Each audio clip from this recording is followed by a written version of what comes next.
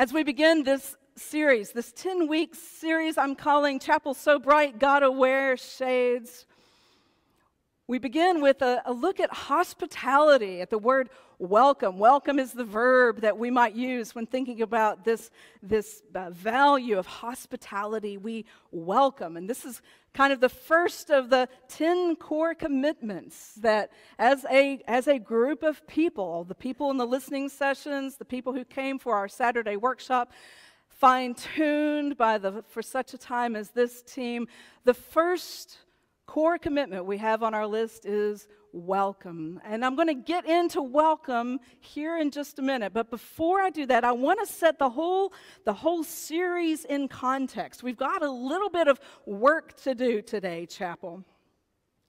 And so this is one of those days, right, where in the business we call it Low Sunday. You know why we call it Low Sunday? Because after Easter, everybody's like, well, I did my church duty for the month, right? I can check that off the list.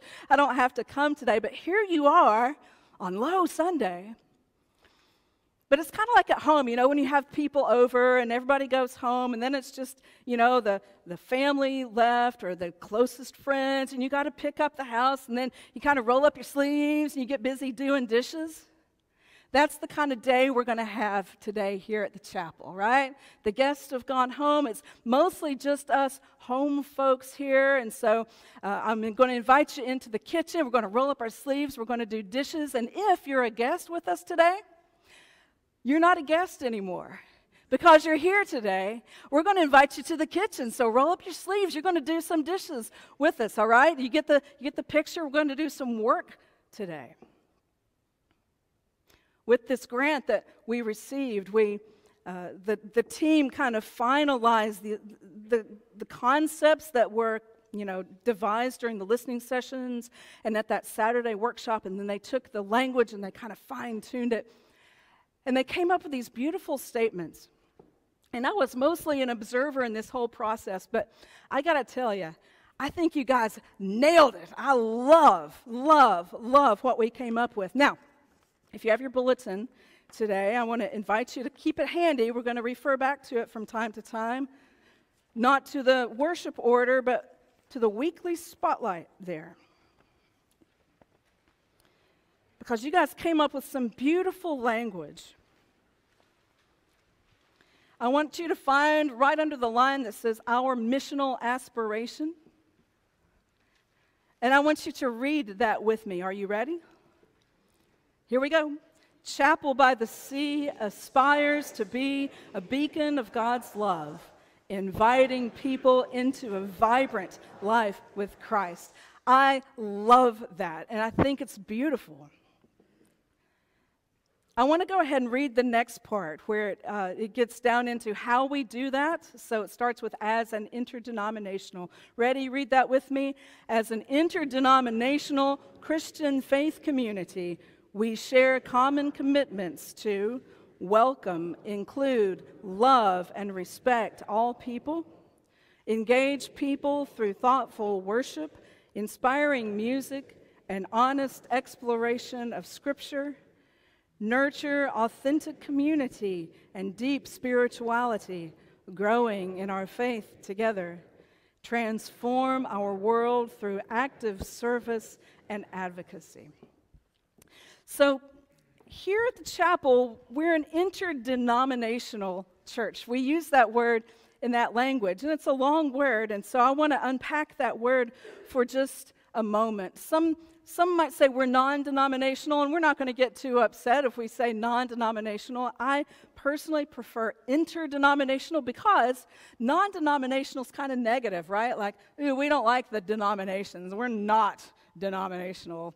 No, instead we say, hey, you're Presbyterian? Awesome. You're Lutheran? Fantastic. Methodist? Great. Catholic? All right. Baptist? Come on. And we say, let's bring our denominational identities and figure out how to do church together. Got to kind of like, somebody used the word melting pot the other day. We're like a melting pot of all the rich traditions that we have brought up in. With that word interdenominational, some may say, well, how do you do that? How how do you bring all those different ideas about God and the faith and Christianity? How do you bring all that together? And here's how you do it. You become non-doctrinal. And so here at the chapel, we're a non-doctrinal church. I told you we're going to roll up our sleeves. Here we are. We're doing the work today. We're non-doctrinal. Because let me give you an example. I come from the Baptist background. Any good Baptists here? Yeah, me and 2 others. Awesome. Baptists have this thing.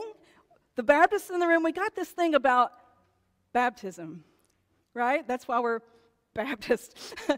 And most Baptists believe that you have believers' baptism, right? You don't baptize infants, you baptize people when they are old enough to accept Jesus as their personal Lord and Savior. So it's a believer's baptism. And there's a special way that you do that. You don't do it by pouring, and you don't do it by sprinkling. You know how you do it, right? I feel like sometimes I want to baptize some of you. Just kidding. It's a joke. Baptism by immersion, right?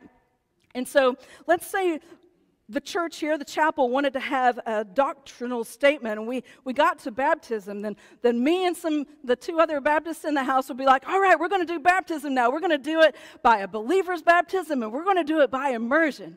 And in fact, since everybody in the chapel has been immersed when they were baptized, maybe we should just rebaptize everybody, make everybody get baptized by immersion. The Baptists in the house go, yay! Thank you. Thank you.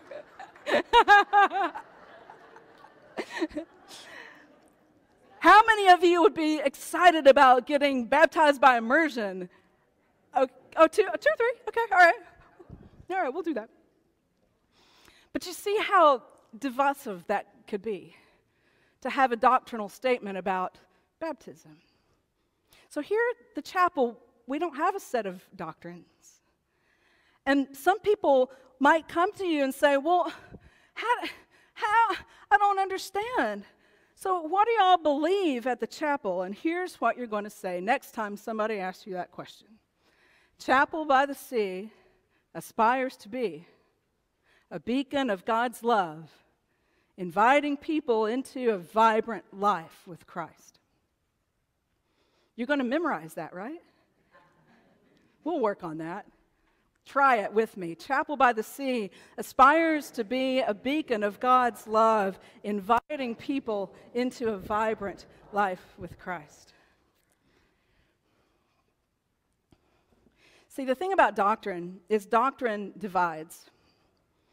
Doctrine is the reason we have over 45,000 different denominations. And we got the people who want to baptize by immersion, and we got the people who are baptized as infants, all right? Well, we're going to divide over that, and so many more divisions. And so here at the chapel, we want to unify. You know, if you read John 17, I encourage you to do that. Go home and read John 17. Jesus prayed, we said this on Easter Sunday, that they might be what? One. And yet we divide. Here at chapel, we actually believe what Jesus wanted is important.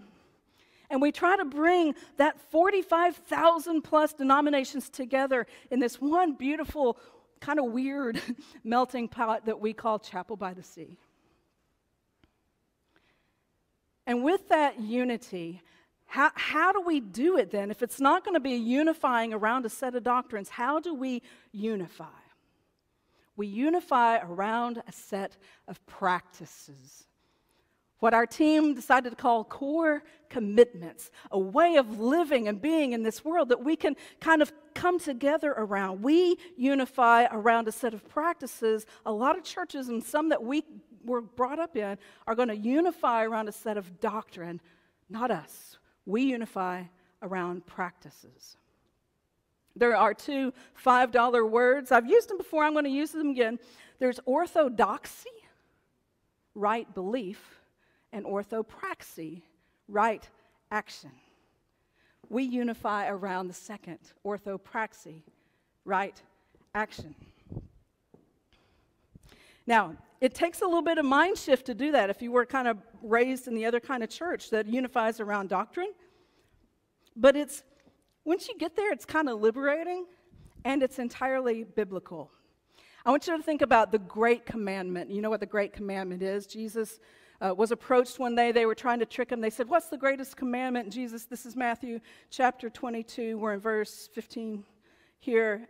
Jesus said to them, "You shall love the Lord your God with all your heart, with all your soul, and with all your mind. This is the greatest and first commandment, and the second is like it. You shall love your neighbor," what?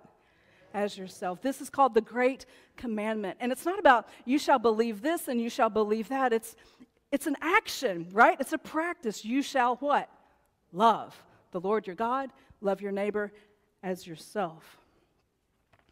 So if that's not good enough for you, let's talk about the early church and how they oriented their life together. We're in Acts chapter 2, the very beginning of the church. We're in Acts chapter 2, beginning with verse 44.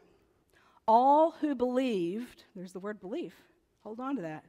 All who believed were together and had all things in common. They would sell their possessions and goods and distribute the proceeds to all as any had need. Day by day, as they spent much time together in the temple, they broke bread at home and ate their food with glad and generous hearts, praising God and having the goodwill of all the people. Well, Pastor Rhonda, they used the word belief in that passage. Yes. As individuals, they believed, and as a communal body, they acted. Individual belief, corporate practice. That's how we organize our life together here at the chapel. All right. Are you with me? We're doing the dishes today, folks. And so here at the chapel, we have these 10 core commitments.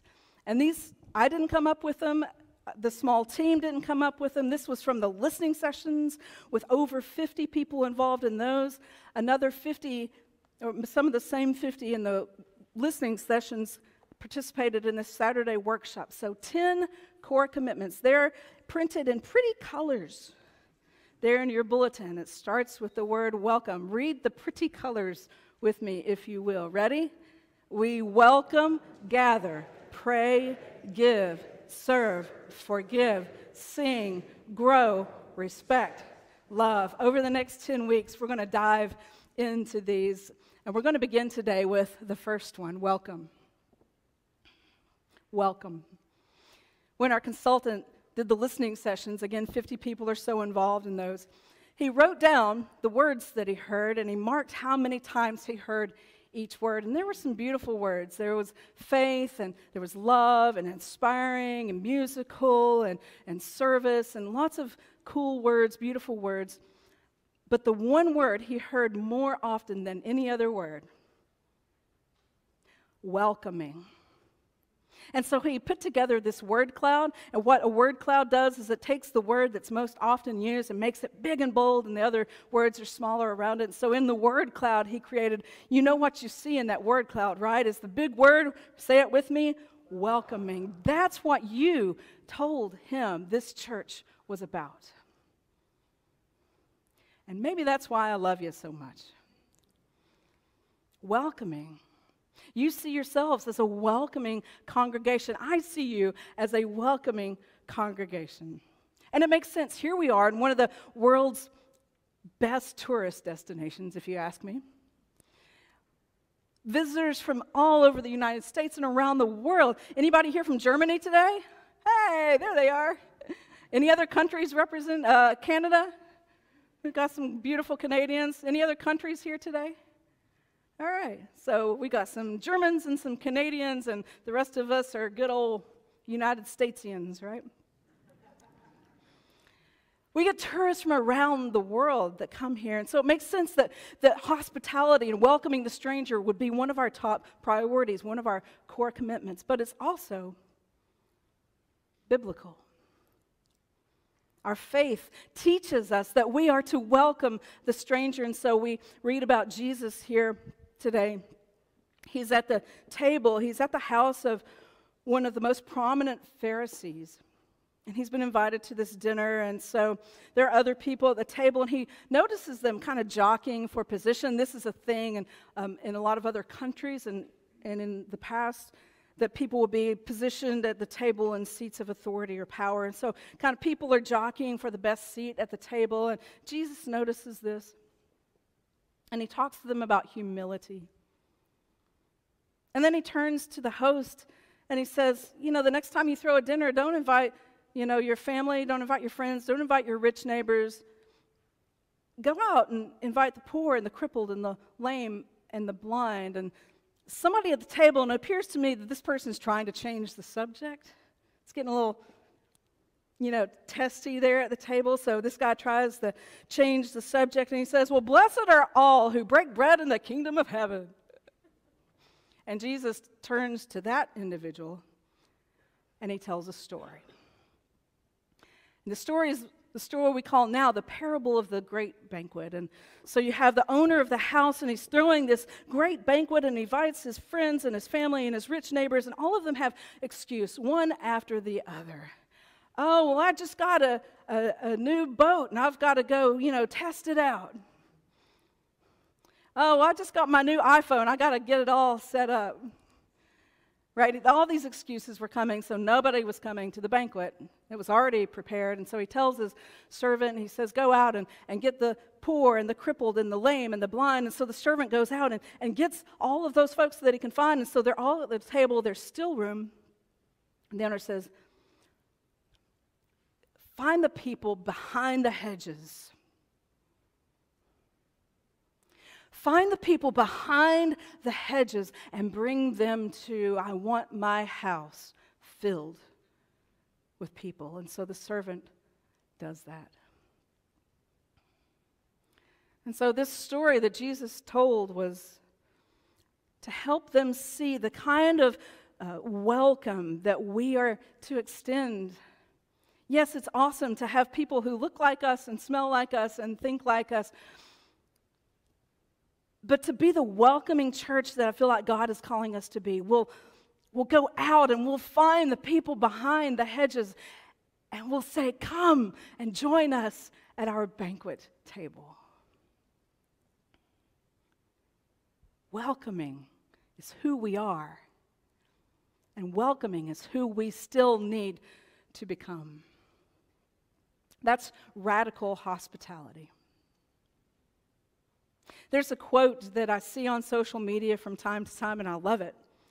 And sometimes there's a picture of a big, long table, like a Thanksgiving dinner for 100 people. And the quote is this: when you have more than you need, build a bigger table, not a higher fence. And so here at the chapel, we're building a bigger table. We're building a table that's big enough for me. There are tables I've been excluded from in my past as a woman in ministry, but here at the chapel, there's a table that's big enough for me. And maybe the table's big enough even for you. We're building a bigger table here, and that's one way that we're doing our best to shine like a beacon of God's love. Inspiring people, inviting people to a vibrant life of Christ. How are we a beacon of God's love?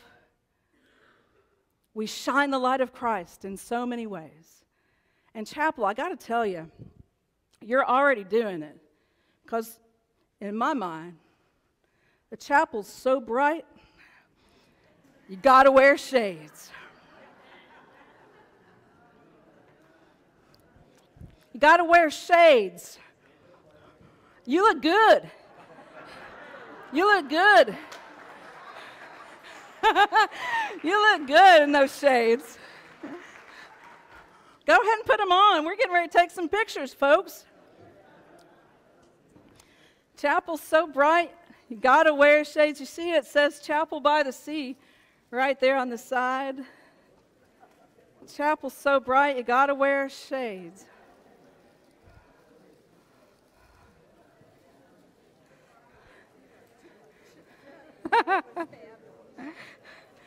Now, Maybe this is your first time visiting with us and you got a little taste of how weird we are. But you also get a free pair of sunglasses. Now, a caveat, everybody who knew about this said, are they for the eclipse? No.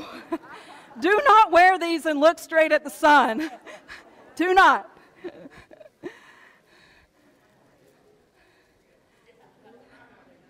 Chapel's so bright. Gotta wear shades. After church, I've already told you we're taking a group photo, and now you know why.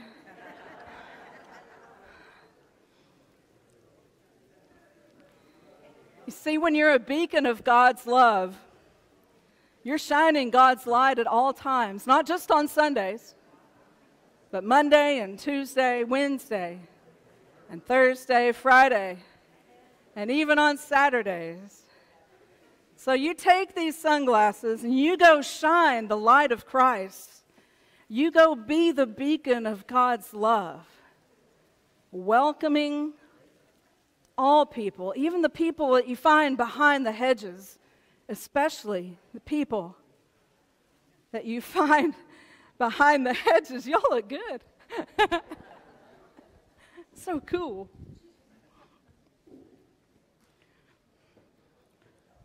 So the choir is going to sing. We'll serve Holy Communion, and then we'll put our sunglasses back on and go outside and take a beautiful group photo. The loveliness I see in the room is overwhelming.